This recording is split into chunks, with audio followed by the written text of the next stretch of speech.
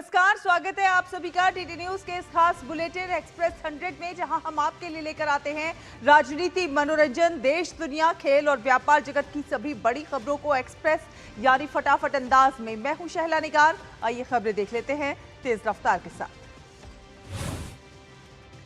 भारत में India AI impact summit 2026 का आयोजन नई दिल्ली में आज से शुरू हो गया है, जिसका उद्घाटन प्रधानमंत्री नरेंद्र मोदी करेंगे। इसमें 20 से अधिक देशों के प्रमुख, 50 से ज्यादा मंत्री और दिग्गज कंपनियों के सीईओज भाग ले रहे हैं।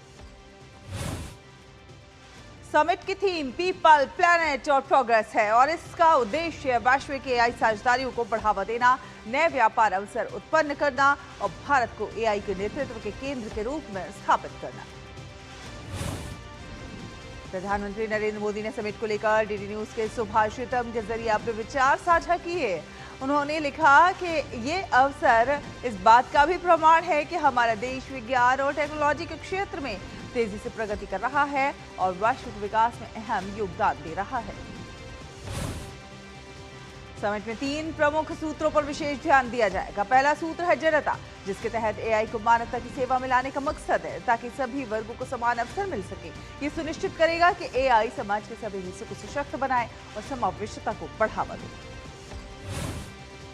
दूसरा सूत्र है प्लैनेट यानी कि ग्रह है और इसके तहत एआई नवाचारों को पर्यावरणीय स्थिरता से जोड़ने का प्रयास किया जाएगा। एआई का विकास पर्यावरण के लिए जिम्मेदार होना चाहिए ताकि इसे टिकाऊ तरीके से लागू किया जा सके। तीसरा सूत्र है प्रगति और इसके जरिए एआई के लाभों को सभी के बीच समान रूप से साझा करने पर जोर दिया जाएगा ताकि इसका लाभ विश्व भर में सभी देशों और समाजों तक पहुंचे।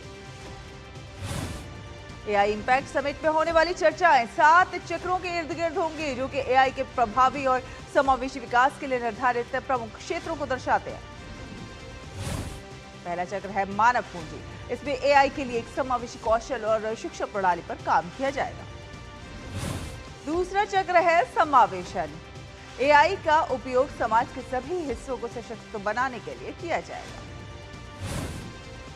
तीसरा चक्र है सुरक्षित और विश्वसनीय एआई, जिसके अंतर्गत एआई के लिए जिम्मेदार सुरक्षा मानकों और शासन पर ध्यान दिया जाएगा ताकि इसका उपयोग सार्वजनिक प्लेटफॉर्मों पर सुरक्षित रूप से किया जा सके। चौथा चक्र है लचीलापन, नवाचार और दक्षता। इस चक्र के तहत एआई का विकास पर्यावरणीय और संसाधन संबंधी समस्याओं का समाधान करेगा। पांचवा चक्र है विज्ञान। एआई का इस्तेमाल वैज्ञानिक अनुसंधान को बढ़ावा देने और वैश्विक स्वास्थ्य, कृषि और जलवायु समाधान के लिए किया जाएगा। छठा चक्र है एआई संसाधनों का लोकतंत्रीकरण। इस चक्र के तहत एआई के संसाधनों तक सभी लोगों की समान पहुंच सुनिश्चित की जाएगी। सातवां और अंतिम चक्र है एआई से आर्थिक विकास और सामाजिक भलाई। एआई का उपयोग आर्थिक विकास और सामाजिक भलाई के लिए किया जाएगा। एआई इम्पैक्ट समिट का आयोजन किया जा रहा है और इसमें मेहमानों के स्वागत के लिए एनडीएमसी भी पूरी तरह से तैयार है। देश की राजधानी और भी ज्यादा खूबसूरत लगे, इसके लिए एनडीएमसी ने नई दिल्ली को रोशनी से सराबोर कर दिया है। भारत सरकार और इंटेल इंडिया के सहयोग से एआई जिम्मेदारी अभियान की शुरुआत 16 फरवरी 2026 को नई दिल्ली में की गई थी, जिसका लक्ष्य 24 घंटे में सबसे अधिक प्रतिज्ञाएं प्राप्त कर गिनीज वर्ल्ड रिकॉर्ड बनाना है। भागीदार एआई प्लेज इंडिया AI.gov.in पर जाकर प्रतिज्ञा ले सकते हैं और डिजिटल मान्यता बैज भी प्राप्त कर सकते हैं। यह अभियान छात्रों, शिक्षकों, सरकारी अधिकारियों और नागरिकों को जोड़ने के लिए डिजाइन किया गया है। समिट के मद्देनजर यातायात एडवाइजरी जारी की गई है, जिससे लोगों को भीड़भाड़ से बचने के लिए सार्वजनिक परिवहन का इस्तेमाल करने की सलाह दी गई है। सम्मेलन भारत मंडपम और सुषमा स्वराज भवन में हो रहा है, जहां कई सड़कें आम यातायात के लिए बंद रहेंगी। एडवाइजरी के अनुसार सुभाष चंद्र मार्ग से लेकर जनपथ और फिरोज शाह रोड तक विभिन्न प्रमुख सड़कों पर कड़े यातायात नियम लागू रहेंगे और यातायात पुलिस ने लोगों से इन मार्गों से बचने और वैकल्पिक मार्गों और मेट्रो का इस्तेमाल करने का अनुरोध किया है। दिल्ली पुलिस आज यानी 16 फरवरी को अपना 79वां स्थापना दिवस उत्साह और गरिमा के साथ मना रही है, जिसमें केंद्रीय गृह मंत्री अमित शाह मुख्य अतिथि के रूप में शामिल होंगे। केंद्रीय गृह मंत्री अमित शाह ने एक्स पर पोस्ट करके लिखा, अपनी अडिग निष्ठा के साथ उन्होंने जनता की सेवा और सुरक्षा में एक आदर्श स्थापित किया है। कर्तव्य के पथ पर शहीद हुए वीर जवानों को श्रद्धांजलि। पश्चिम बंगाल में मतदाता सूची के पुनरीक्षण कार्य में गंभीर लापरवाही और कदाचार की शिकायतों पर चुनाव आयोग ने कड़ा एक्शन लिया है। आयोग ने 5 जिलों के 7 सहायक निर्वाचक पंजीकरण अधिकारियों AROs को तत्काल प्रभाव से निलंबित कर उनके खिलाफ अनुशासनात्मक कार्रवाई के आदेश दिए हैं। मुर्शिदाबाद, 24 परगना, जलपाईगुड़ी और पश्चिम मेदिनीपुर जिलों के AROs को कदाचार कर्तव्य में लापरवाही और वैधानिक शक्तियों के दुरुपयोग के आरोप में निलंबित किया गया। ये अधिकारी संबंधित विधानसभा क्षेत्रों में तैनात थे और गंभीर आरोपों का सामना कर रहे हैं। राज्य की मुख्य सचिव नंदिनी चक्रवर्ती ने इस मुद्दे को गंभीर मानते हुए चुनाव आयोग को पत्र लिखा था, जिसमें इन अधिकारियों के खिलाफ अनुशासनात्मक कार्रवाई की मांग की गई थी। भाजपा नेता अमित मालवीय ने सोशल मीडिया पर आरोप लगाया कि ममता बनर्जी की कुप्रथाओं और अधिकारियों के चाटुकारिता रवैये की कीमत कनिष्ठ अधिकारियों को भुगतनी पड़ रही है। उन्होंने कहा कि पश्चिम बंगाल बेहतर का हकदार। मुख्य चुनाव आयुक्त ज्ञानेश कुमार की अगुवाई में चुनाव आयोग की टीम आज से असम के 3 दिवसीय दौरे पर रहेगी। इस दौरान चुनाव आयोग की पूरी बेंच राज्य में चुनावी तैयारियों की समीक्षा करेगी। आयोग के सदस्य राज्य के वरिष्ठ अधिकारियों और विभिन्न राजनीतिक दलों के प्रतिनिधियों के साथ विस्तृत बैठकें करेंगे। इस दौरे में चुनाव आयुक्त SS संधू और विवेक जोशी भी शामिल होंगे। प्रधानमंत्री नरेंद्र मोदी ने एक साक्षात्कार में भारत की आर्थिक प्रगति पर महत्वपूर्ण विचार व्यक्त किए। उन्होंने कहा कि इस साल का केंद्रीय बजट भारत की विकसित राष्ट्र बनने की आकांक्षा को दर्शाता है और ये हम तैयार है का पल है, जो लंबी तैयारी और आत्मविश्वास से आया है। प्रधानमंत्री नरेंद्र मोदी के विशेष साक्षात्कार में देश की अर्थव्यवस्था और सुधारों की दिशा पर विस्तार से चर्चा की गई और इस दौरान बीजेपी नेता गौरव वल्लभ ने मोदीनॉमिक्स के तहत उच्च GDP वृद्धि और कम मुद्रास्फीति का उल्लेख किया। सेनाध्यक्ष जनरल उपेंद्र द्विवेदी आज 4 दिन की ऑस्ट्रेलिया की यात्रा पर रवाना होंगे और इसका उद्देश्य भारत और ऑस्ट्रेलिया रक्षा सहयोग को मजबूत करना और आपसी तालमेल को सुदृढ़ करना। इस यात्रा के दौरान जनरल द्विवेदी ऑस्ट्रेलियाई रक्षा बल के वरिष्ठ अधिकारियों से बातचीत करेंगे और संयुक्त अभ्यास, पेशेवर आदान प्रदान और सैन्य गतिविधियों को बढ़ाने पर चर्चा होगी। गुजरात, मध्य प्रदेश, हिमाचल प्रदेश और मेघालय विधानसभाओं में आज से बजट सत्र की शुरुआत हो रही है। गुजरात में गवर्नर आचार्य देवव्रत का अभिभाषण होगा और 18 फरवरी को वित्त मंत्री करुभाई देसाई बजट पेश करेंगे। हिमाचल प्रदेश में सुक्खू सरकार का चौथा बजट सत्र सोमवार दोपहर गवर्नर शिव प्रताप शुक्ला के संबोधन से शुरू होगा। 18 फरवरी को बजट प्रस्तुत किया जाएगा, जो राज्य की वित्तीय स्थिति और विकास पर केंद्रित होगा। मध्य प्रदेश का विधानसभा का सत्र 6 मार्च तक चलेगा, जिसमें 18 फरवरी को बजट पेश होगा। मेघालय विधानसभा में भी आज से महत्वपूर्ण सत्र की शुरुआत हो रही है। किंग जॉर्ज मेडिकल यूनिवर्सिटी के JMU में आयोजित AIPCON 2026 सम्मेलन में एडवांस्ड इंटरवेंशन पुल्मोनोलॉजी पर चर्चा की गई और 2 दिवसीय इस राष्ट्रीय सम्मेलन में विशेषज्ञों ने फेफड़ों की जटिल बीमारियों के इलाज में नवीनतम तकनीकों का प्रदर्शन किया। सम्मेलन के दौरान लाइव ब्रोंकोस्कोपी और EBUS, क्रायोबायोप्सी और थोराकोस्कोपी जैसी प्रक्रियाओं का संचालन किया गया, जिससे चिकित्सकों को व्यवहारिक अनुभव मिला। जम्मू और कश्मीर के भद्रवाह के कार्यकारी मजिस्ट्रेट कमलप्रीत सिंह ने बताया कि गुलदांडा सड़क पर हिमस्खलन की घटना घटी है, जिसके कारण कई वाहन फंस गए थे। हालांकि सीमा सड़क संगठन ने सड़क को साफ कर दिया है। दिल्ली NCR में फरवरी की गर्मी के बीच राहत भरी खबर सामने आ रही है। भारतीय मौसम विज्ञान विभाग ने पूर्वानुमान जताया है कि 18 फरवरी को राजधानी और आसपास के इलाकों में बारिश हो सकती है, जिससे तापमान में मामूली गिरावट दर्ज की जाएगी। वहीं अगले 24 घंटे में पंजाब और हरियाणा समेत मैदानी इलाकों में गरज के साथ बौछारें पड़ने की संभावना, कुछ जगहों पर बिजली भी गिर सकती है। IMD के अनुसार बंगाल की खाड़ी में एक निम्न दबाव का क्षेत्र बना है, जिससे तमिलनाडु और केरल के दक्षिण जिलों में बारिश हो रही है। आज आंधी तूफान नुमा हवाओं, बिजली कड़कने के साथ तेज बारिश जारी रह सकती है।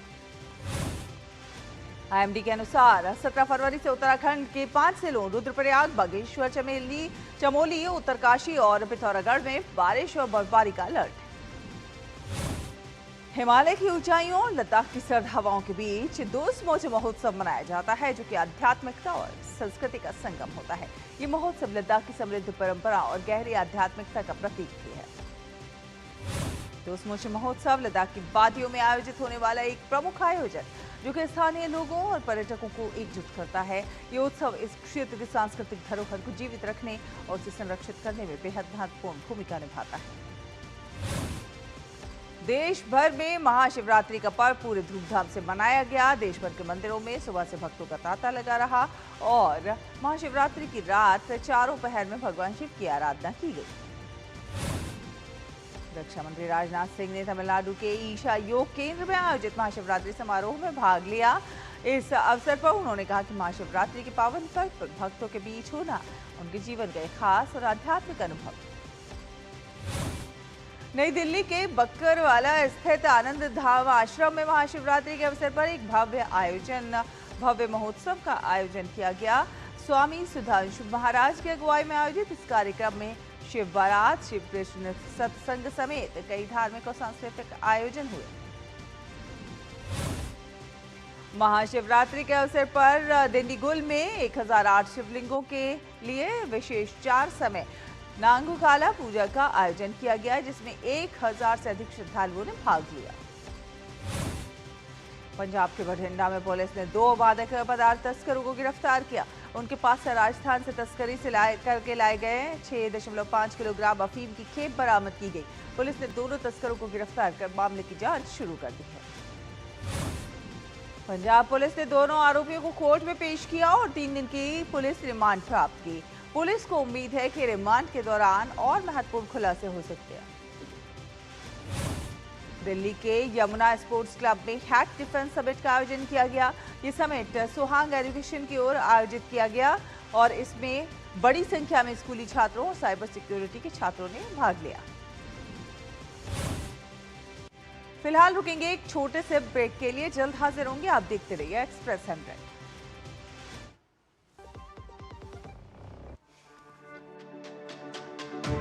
मेरी पसंद, मेरी पसंद, मेरी पसंद, मेरी पसंद, हमारी पसंद, हम सबकी पसंद। मजबूत देश का मजबूत सरिया हो गया स्टील। Video call. मैं सीनियर इंस्पेक्टर काली पहाड़ी चौकी से। यश आपके पार्सल में ड्रग्स मिले हैं। ड्रग मैंने आपको अरेस्ट किया जाता है। यदि बचना चाहते हो तो 2 लाख रुपए। ये फोन पे कौन अरेस्ट करता है? तुम पुलिस नहीं है और हम बोगा मतलब मूर्ख नहीं है। यूपीआई कहता है अगर कोई नकली पुलिस बन के आपको भी कॉल करे और डराए तो कहो मैं मूर्ख नहीं।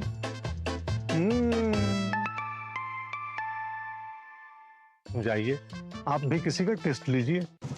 ओ हरी भैया, अरे वाह, खेतों में कौन सी फसल लगाए हो? 12 महीने कमा कर दे ऐसी फसल। क्या? मैंने नया व्यवसाय शुरू किया है। उसके लिए पैसे? इसमें किसी निवेश की जरूरत ही नहीं। अच्छा, मुखिया जी। अरे मुखिया जी, नमस्ते। अरे हरी, कब आ रहे हो? आप बस चलिए, मैं पहुंचता हूँ। अब मैं LIC एजेंट हूँ। LIC एजेंट बनो, अब बड़ा सोचो। हमारी वेबसाइट पर जाएं या अपनी नजदीकी LIC शाखा से संपर्क करें। विभाग अनेक, कंप्लेंट बॉक्स 1।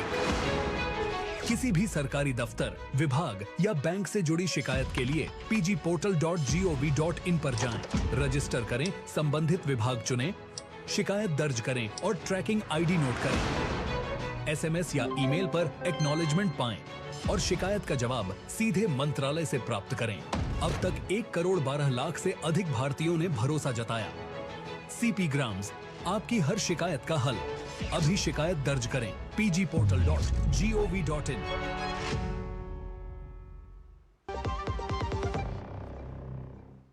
ब्रेक के बाद स्वागत है। एक्सप्रेस 100 देख रहे हैं आप। रुक करेंगे कुछ अन्य खबरों पर। भारत ने T20 वर्ल्ड कप में पाकिस्तान को 61 रनों से हरा दिया है। टूर्नामेंट के इतिहास में भारत की पाकिस्तान पर रनों के लिहाज से सबसे बड़ी जीत।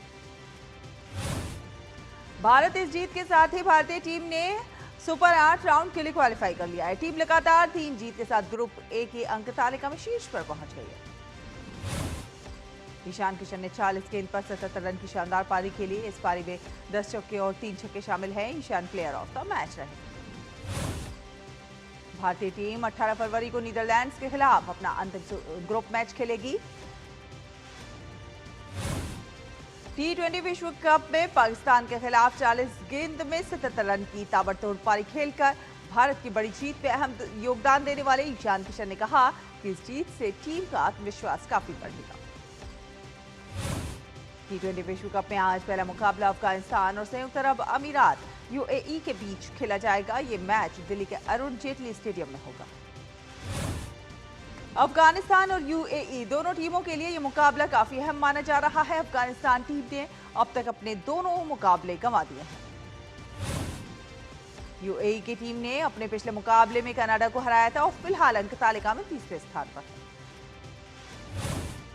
T20 विश्व कप में आज के दिन दूसरा मैच इंग्लैंड और इटली के बीच खेला जाएगा। मुकाबला कोलकाता के ईडन गार्डन्स स्टेडियम में दोपहर 3 बजे से शुरू होगा।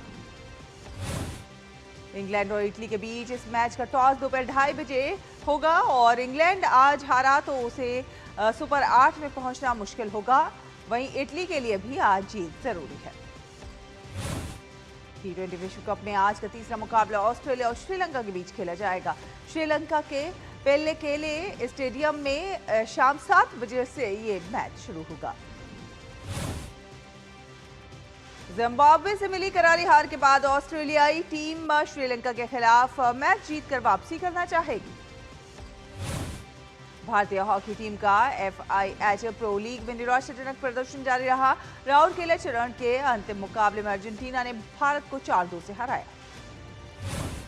अर्जेंटीना की ओर से तादेओ मार्कुची ने 2 गोल दागे, जबकि टोमास दोमेने और लूसियो मेंडेज ने भी अहम योगदान दिया। भारत के लिए आदित्य लालेज और संजय ने गोल किए।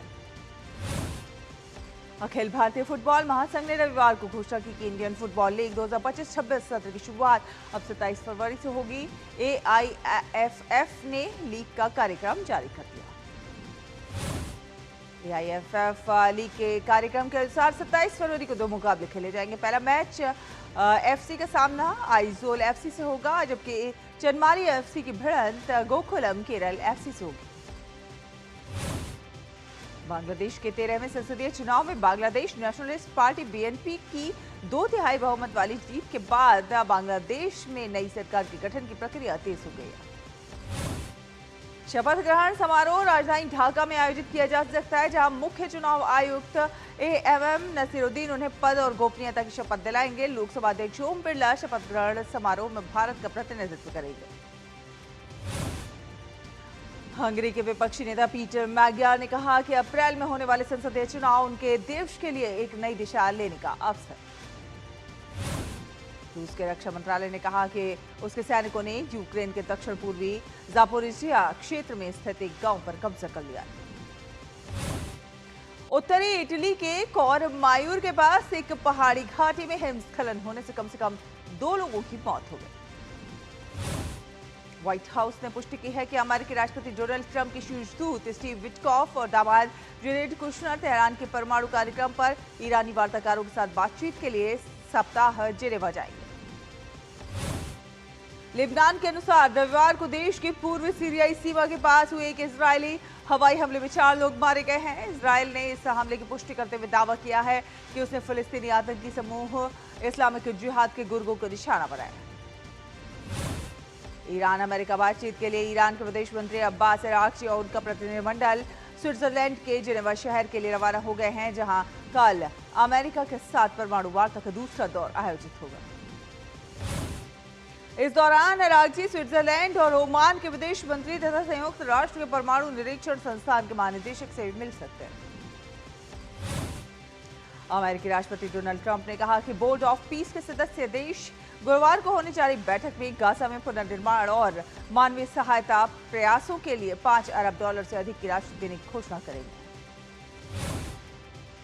रविवार को ट्रुथ सोशल पर एक पोस्ट में ट्रंप ने लिखा कि बोर्ड के सदस्य देशों ने संयुक्त राष्ट्र द्वारा अधिकृत स्थिरता बल और फिलिस्तीनी एन्क्लेव में स्थानीय पुलिस के लिए हजारों कर्मियों को भेजने का वादा किया था। ऑस्ट्रेलिया ने कहा कि वो अमेरिका और ब्रिटेन के साथ त्रिपक्षीय ऑक्स रक्षा समझौते के तहत परमाणु पनडब्बियों के निर्माण में मदद करने वाले शिपयार्ड के निर्माण को आगे बढ़ाने के लिए $3.9 अरब ऑस्ट्रेलियाई डॉलर खर्च करेगा। यूक्रेनी राष्ट्रपति वोलोदिमीर ज़ेलेंस्की ने रविवार को कहा कि यूक्रेन ने 24 फरवरी को रूस के पूर्ण पैमाने पर आक्रमण की चौथी वर्षगांठ से पहले यूरोपीय सहयोगियों के साथ नए ऊर्जा और सैन्य सहायता पैकेजों पर सहमति व्यक्त की है। मध्य सर्बियाई शहर क्रागुजेबाक में हजारों सरकार विरोधी प्रदर्शनकारी एकत्रित हुए। उन्होंने पिछले साल नोवी साद में रेलवे स्टेशन की छत गिरने की घातक घटना के बाद शुरू हुए विरोध प्रदर्शनों को जारी रखने का संकल्प लिया। भारत आर्टिफिशियल इंटेलिजेंस के क्षेत्र में एक बड़ा कदम उठाने जा रहा है। इंडिया एआई इम्पैक्ट समिट 2026 में परम 2 नाम का 17 अरब पैरामीटर वाला बहुभाषी एआई मॉडल लॉन्च किया जाएगा। भारत के आर्टिफिशियल इंटेलिजेंस के क्षेत्र में बढ़ती भूमिका की बड़ी सराहना करते हुए ओपन एआई के सीईओ सैम ऑल्टमैन ने भारत को संभावित फुल स्टैक एआई लीडर बताया। गृह मंत्री अमित शाह ने देश का first central bank digital currency based public distribution system launch करते हुए कहा कि दुनिया के कुल डिजिटल ट्रांजैक्शन में से आधे से ज्यादा हिस्सा भारत का है। पूर्व राष्ट्रपति रामनाथ कोविंद ने कहा कि भारत दुनिया के तीसरे सबसे बड़े स्टार्टअप पारिस्थितिकी तंत्र के रूप में उभरा है, जिसमें 2 लाख से अधिक मान्यता प्राप्त स्टार्टअप देश भर में नवाचार और रोजगार सृजन को गति दे रहे हैं। इलेक्ट्रॉनिक्स और सूचना प्रौद्योगिकी मंत्रालय इंटेल इंडिया के सहयोग से नैतिक, समावेशी और जिम्मेदार एआई उपयोग को बढ़ावा देने के लिए कल से राष्ट्रव्यापी डिजिटल अभियान शुरू करेगा। इसमें कहा गया है कि इंडिया एआई मिशन के तहत इस अभियान में भरोसेमंद और मानव केंद्रित एआई पारिस्थितिकी तंत्र के निर्माण के प्रति भारत की प्रतिबद्धता को मजबूत करने का लक्ष्य रखा गया है। केंद्र सरकार ने असम में ब्रह्मपुत्र नदी के नीचे देश की पहली अंडर वाटर ट्विन ट्यूब सड़क और रेल सुरंग परियोजना के निर्माण को मंजूरी दे दी है। आर्थिक मामलों की मंत्रिमंडलीय समिति ने लगभग 34 किलोमीटर लंबी 4 लेन वाली इस परियोजना को मंजूरी दी। सरकार ने रेल, सड़क, बुनियादी ढांचे और कनेक्टिविटी से संबंधित कई अन्य परियोजनाओं को भी मंजूरी दी। कैबिनेट ने दिल्ली, हरियाणा, महाराष्ट्र और कर्नाटक राज्यों में 12 जिलों को कवर करने वाली 3 मल्टी ट्रैकिंग रेल परियोजनाओं को मंजूरी दी। ये परियोजना सामरिक दृष्टिकोण से क्षेत्रीय आर्थिक विकास, प्रमुख आर्थिक केंद्रों के बीच कनेक्टिविटी को मजबूत करने और व्यापार और औद्योगिक विकास के नए रास्ते खोलने में महत्वपूर्ण भूमिका निभाएगी। चेन्नई के आईआईटी मद्रास रिसर्च पार्क में ITEL फाउंडेशन ने स्टार्टअप्स और नवाचार से जुड़ी पहलों की झलक पेश की। आईआईटी मद्रास इंक्यूबेशन सेल ने 500 से अधिक स्टार्टअप्स को सहयोग दिया। केंद्रीय बजट 2026-27 में सूक्ष्म, लघु एवं मध्यम उद्योगों को देश की आर्थिक विकास योजना केंद्र में रखा गया है। सरकार ने ऐसे कई कदमों की घोषणा की है जिनसे ये उद्योग बड़े बन सके, अंतर्राष्ट्रीय बाजार में प्रतिस्पर्धा कर सके और देश विदेश के बाजारों से बेहतर तरीके से जुड़ सके। विदेशी पोर्टफोलियो निवेशकों ने फरवरी के पहले पखवाड़े में भारतीय शेयर बाजार में 19,675 करोड़ रुपए का निवेश किया, जो कि यूएस भारत व्यापार सौदे और वैश्विक मैक्रो चिंताओं में सुधार से प्रेरित था। मॉर्निंग स्टार के प्रमुख शोध प्रबंधक हिमांशु श्रीवास्तव का कहना है कि ये वैश्विक मुद्रास्फीति के आंकड़ों में नरमी और ब्याज दर चक्र में सुधार के कारण हुआ। घरेलू स्थिरता और स्थिर मुद्रास्फीति ने भारत के विकास दृष्टिकोण में विश्वास को मजबूत किया। केंद्रीय कृषि मंत्री शिवराज सिंह चौहान ने कपास हार्वेस्टिंग मशीन किसानों को समर्पित की। इस मशीन को भोपाल के केंद्रीय कृषि अभियांत्रिकी संस्थान ने बनाया है। इस मशीन से पौधे से कपास तोड़ना बेहद आसान हो जाएगा। केंद्र सरकार ने 25 लाख टन गेहूं के निर्यात की अनुमति दी है। साथ साथ इसके साथ 5 लाख टन उत्पादों के निर्यात को भी मंजूरी दी है। रबी 2026 में गेहूं का रकबा भी पिछले साल के 328.04 लाख हेक्टेयर की तुलना में बढ़कर लगभग 334.17 लाख हेक्टेयर हो गया है, जो सामान्य क्षेत्र का 107% और पिछले साल की समान अवधि से 6.13% अधिक। ग्रामीण विकास विभाग के इस वर्ष के बजट में नई योजना VBG राम जी को सबसे बड़ा हिस्सा मिला है। रिपोर्ट के अनुसार इस योजना को विभाग के कुल आवंटन का लगभग 40% हिस्सा दिया गया है।